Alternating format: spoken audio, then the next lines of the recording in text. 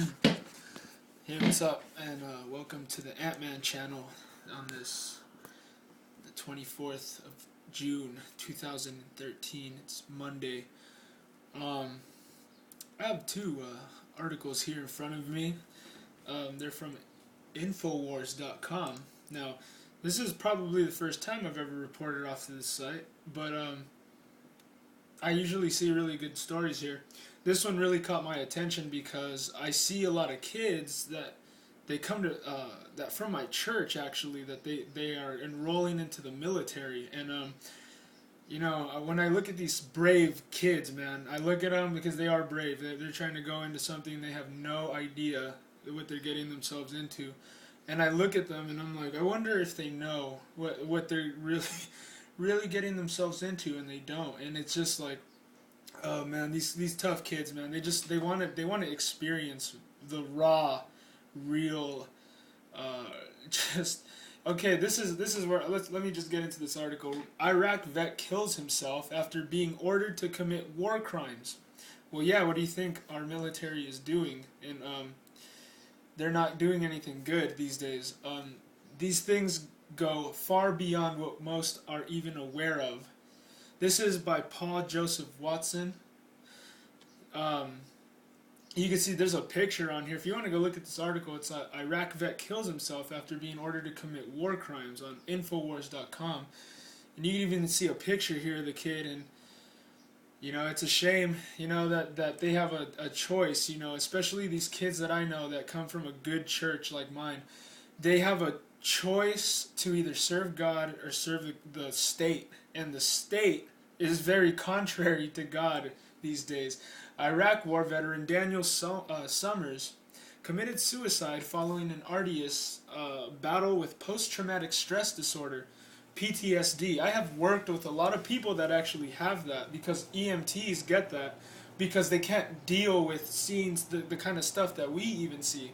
And so they put on this front that they don't care, and what they're really doing is they're suppressing a lot of emotions and a lot of crazy memories, and what they're doing is that's what they create is post-traumatic stress disorder.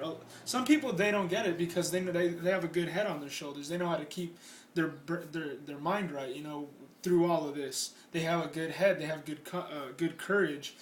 But anyway, that was caused by his role in committing crimes against humanity, according to the soldier's suicide note. That is pretty crazy. Summers was assigned to a tactical human intelligence team, THT, in Baghdad, which saw him involved in more than 400 combat missions as a machine gunner in the turret of a Humvee. In addition to his role in conducting interrogation, Summers' suicide note is a powerful indictment of the invasion of Iraq and how it ruined the lives of both countless millions of Iraqis as well as innumerable U.S. troops sent to do the dirty work of the military-industrial complex. And yet, oh man, that's disgusting that people want to support the troops, and you don't even care what they're going through. It's so disgusting to me, man. People want to be like, yes, us, you know what I mean? Like the military is so honorable and sexy, but it's not so honorable and sexy when you're actually there, and you don't even get fed breakfast sometimes. And it's freaking crazy, man. People killed, it's like what, 27 people kill themselves a day that serve in the military? That's an actual number. Look it up. It's not me just making this up. Anyway, the simple truth is this: during my first deployment, I was made to participate in things the enormity of which is hard to describe.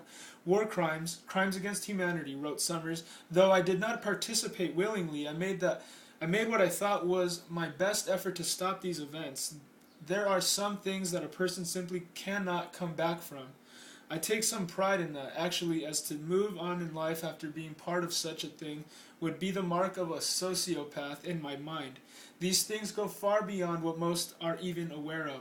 Summers also complains about how he was forced to participate in the ensuing cover-up of such crimes. Summers' death serves to refocus attention on the fact that military veterans are committing suicide in droves after being afflicted with PTSD as a direct result of committing atrocities while in combat. As Summers highlights in his note, 22 military veterans commit suicide every single day day. Okay, I was exaggerating by 5, so because he was actually there, so you know what I mean. 22 military veterans commit suicide every single day. Amongst active duty soldiers, more than one a day commit suicide of active duty soldiers, a figure that surpasses the number of U.S. troops killed in combat in Afghanistan. That is so freaking crazy, man. And according to some experts, the military may be undercounting the problem because of the way it calculates its suicide rate, reports the New York Times, adding that experts cannot understand the root causes of why military suicide is rising so fast. Maybe because you guys are doing the work of the devil and people know and have a conscience and feel that that they're doing something wrong. Maybe that's why it's, I don't know. I don't need to be a New York Times reporter to know that, I guess, but let's see. However, the root causes are laid bare in Summers' suicide note. U.S. troops are being ordered to commit atrocities so vile that only way many of them can cope with the horror of what they have been. Excuse me, I'm going to read that over again. U.S. troops are being ordered to commit atrocities so vile that the only way many of them can cope with the horrors of what they have done is by killing themselves. Examples of atrocities aided directly or indirectly by U.S. troops in Iraq include orders to slaughter all military-age men during some operations, torturing detainees, many of whom had never engaged in combat and were totally innocent, at grisly prison camps across the country, raping and torturing children at the infamous Abu Ghraib, I don't know how to pronounce that, Abu Ghraib detention facility, while they shrieked in terror. Women forced to watch later begged to be killed, sodomizing detainees with chemical lights and broomsticks, incriminately firing upon and killing journalists and children from the air, massacring entire groups of unarmed Iraqis, including children and the elderly in Hadith. This is what brought me to my actual final mission, not suicide but a mercy killing, wrote Summers, adding that him living in any kind of ordinary life is an insult to those who died at my hand.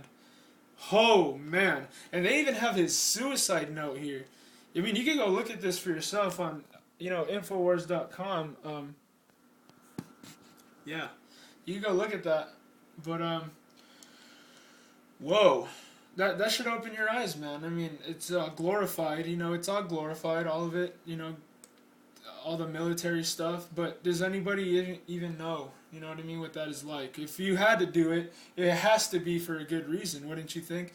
I wouldn't be, I would have a gun, not because I'm a trigger-happy, control freak, I can get off on power, but I would have a gun because I would be willing to defend my stronghold or whatever I own, so that, or whoever is, under me, so that I can protect them.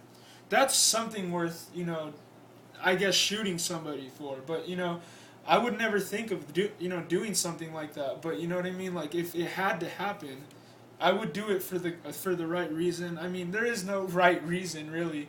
Killing is not good at all, man. But, like, I'm not going to lay down and die either if I see uniforms, military, and if I'm out there fighting, you know what I mean? That's a crazy thing that we cope with in life, man, is the fact that there is war going on all the time is a freaking crazy thing to wrap your head around. And that you have to see that there's some good, you know what I mean, in everything. And it all happens for a reason. So, glorify it if you want. It's fun in video games. I like them myself. I like video games that are military and you shoot them up and all that, first-person shooter. I know why it was invented and what it was used for in the early days of its creation, or whatever you want to call it. But it's, you know what I mean, it's an entertaining thing, but at the same time, that could be for a reason too, why we have like this, you know what I mean? Because it's like a conditioning, like we're supposed to get used to it. That's going to be the future, maybe, if there is, you know what I mean? Like something like that could happen. I don't know.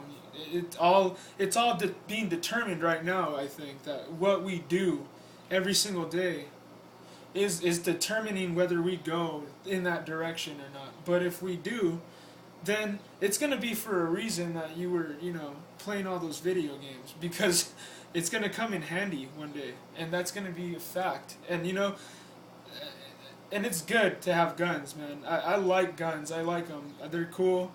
Um, I would never dare, I would never think of shooting anybody, but I just think they're cool. And that I see these even UFCs coming out with, more, restrict guns more and all this. And it's just, oh man, Dana White doesn't even know what he's talking about, or he doesn't even know what he lets go, you know, on in his company. And that's really, he does more harm than good by doing that. And I know he's a do-gooder. I know he doesn't mean to do harm, because I don't think he knows, man. I just don't think he knows what he's doing. And a lot of people don't. The NFL, I'm gonna probably boycott the UFC if they do push gun control, because I'm not gonna.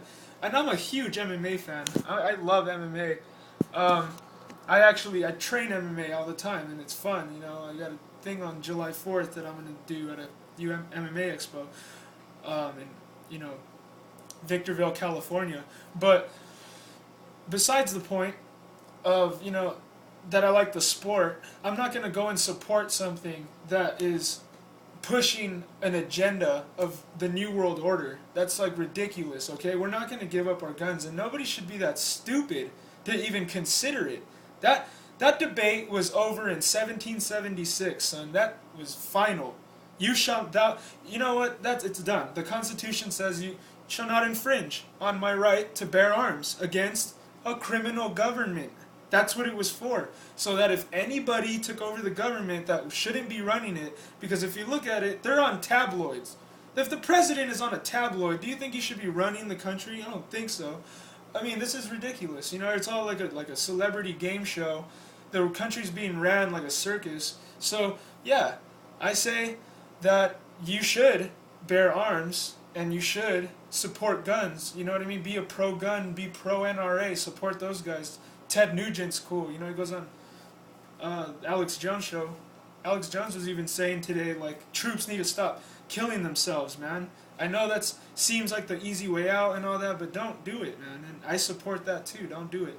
So for all you troops out there, man, that's, thank you for what you guys do, man. I could not imagine going through what you guys go through. I actually have a book here that somebody from my church let me read. This is his book that he wrote, and this guy's been in Nam. This guy's been in the Gulf War, and he has some crazy stuff to say. He said all his friends didn't like him growing up because they were all anti-war, saying you're fighting a meaningless war. So to all you guys that fight, man, you're not meaningless. You're not doing anything that doesn't matter. You're all doing something that matters, and I salute you. Thank you for what you do. And God bless you, and God be with you always, man.